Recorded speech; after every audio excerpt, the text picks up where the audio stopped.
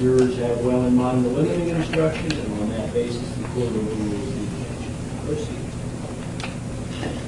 I'm having a hard time remembering particularly that date. Okay, all right. Do you recall him ever putting his arm around your shoulder? Safe by objection, Your Honor, not the foundation in particular. Overruled. You may answer. Yes, it wasn't. Yes. Was it consensual? No. Okay. Now, did you ever tell Mr. Filner out of your office?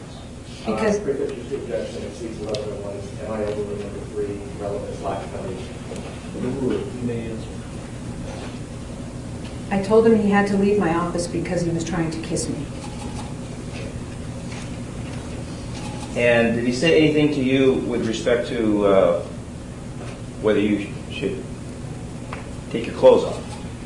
Your Honor, objection. Overruled. And say, my other objections I just mentioned earlier. Same instruction to the jurors. Overruled.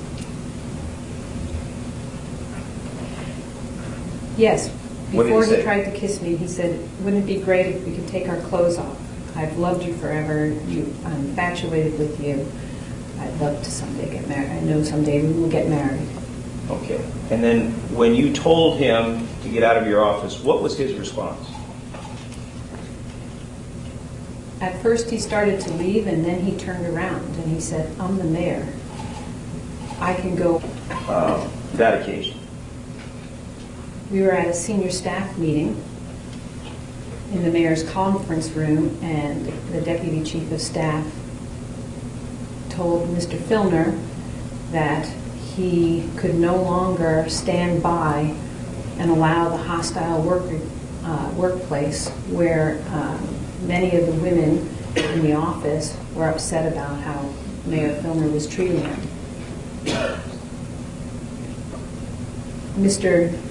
The deputy chief of staff, Mr. Alan Jones, told the mayor that he was a friend of his, had been for 35 years, and he couldn't let this happen any longer, that he really felt that the mayor needed help. And perhaps if we worked together on something, he and the mayor and the chief of staff, we could create a better work environment for everybody. But there was no way, and then the mayor would interrupted him and said, "I don't know what some little thing." And the chief of staff said, "Sir, I know how you do this. You interrupt people so that and you nitpick them to death so that I can't get what I need to say out, and I have to say this." And the mayor says, "Well, it sounds like you don't want to work here." And Mr. Jones says, "You're right, I don't," and I resign. And then what did you do? And so, Your Honor, knowing what the answer will be, you have a 352, 1101, my overrule number 3, exceeds that relevance. The objections lack of foundation. objections are overruled. You may answer. What did you do? I stood up and I said, "I support Mr. Jones and what he's saying. This office is run horribly. I don't like it, and I'm resigning with him." I left some papers on the table and I gathered my things. And as I was walking out, the mayor said something to the effect of, "Really, Irene? Name one thing." And What did you say in response? What did you say? State by objection, Your Honor. Overruled on those grounds. I said, as I was walking towards the door, I turned around and I said, "Really, Mayor? Why don't you tell them about the time that you told me to work without my panties on?" And I opened the door and I slammed it shut so hard that it opened once and slammed again. Did Mr. Filner try to contact you afterwards, either directly or indirectly? Through an emissary. And what was communicated to you? They asked that, the emissary said, Obviously, you've been through a tough time, and we were hoping that you could reconsider. And why don't you take some time to think about it? What, if anything, did they convey to you about what Mr. Filner may have promised that he would do? I'm going to object on hearsay grounds without knowing. No more hearsay. Okay. Did you have any understanding that Mr. Filner gave you conditions, if you stayed, of what he would do? Your Honor, Questions unintelligent. Did Mr. Filner tell you? Yes, Your Honor. Did Mr. Filner tell you that he would apologize publicly for what he did if you stayed? Only through the emissary did I hear that. Okay. I'm going to object with respect to hearsay. In light of the witness's testimony, the motion to strike is granted, the jurors are instructed to disregard. During the time that you were working for the mayor, and all these things were going on, who, if anybody, did you report this to? No one. Why? Hard to say why not. Because the mayor is the CEO, he's in charge of everything. And I didn't feel that anybody would believe me. That would be my word against his. He's a powerful politician, 22 years in Congress. There was no way that I was going to come out well. That's what I believed at the time. Okay. And how did you feel about your job security if you had made a complaint? What was your thought process? My thought process at the time was that I would not be able to get another job if I accused the mayor of anything, that he would do everything in his power to make sure I didn't, and that my career would basically be done. Okay. Did there come a time when you sought some sort of counseling at the city with respect to your complaints? Your Honor, I object. I think beyond the court's ruling on motion number 3, whether it's going to try another case.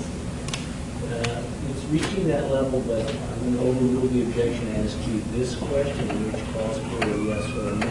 Did there come a point in time when you sought some sort of counseling at the city? Yes.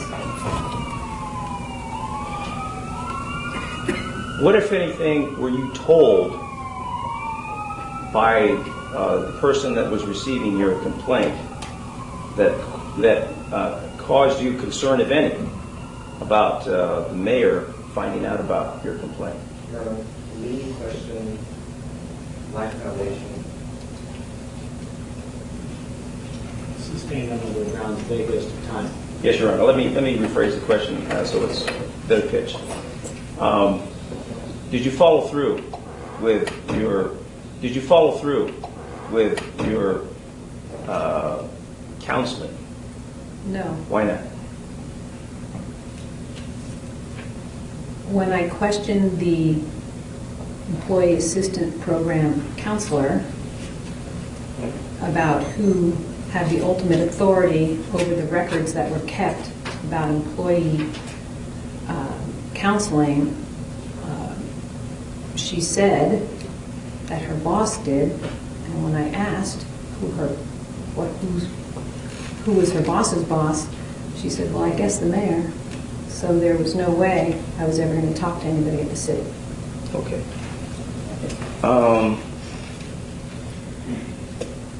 Did you observe Mr. Filner display abusive behavior while you were there? I mean, like shouting and yelling and that sort of thing.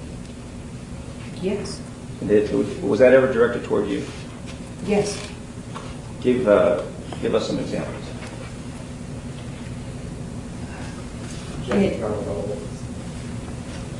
I think Mr. Corrales is going to say it goes to Fear, yes, Your Honor. Fear issue.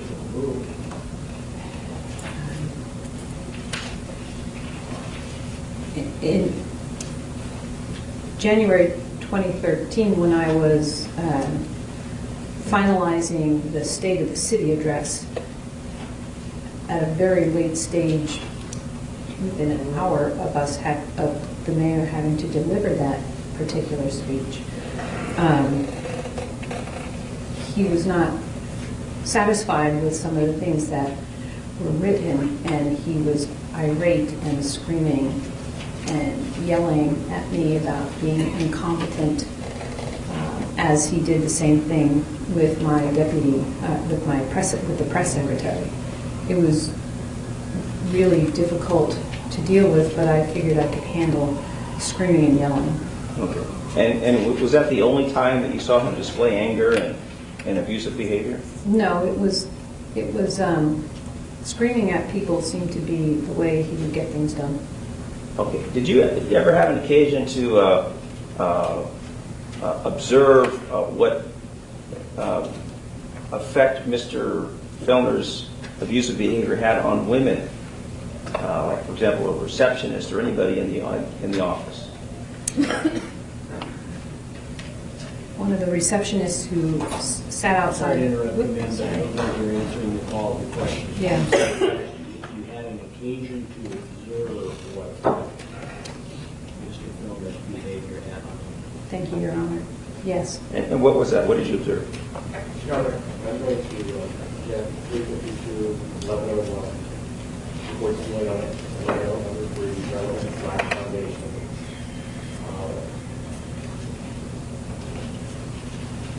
You want to argue the sidebar?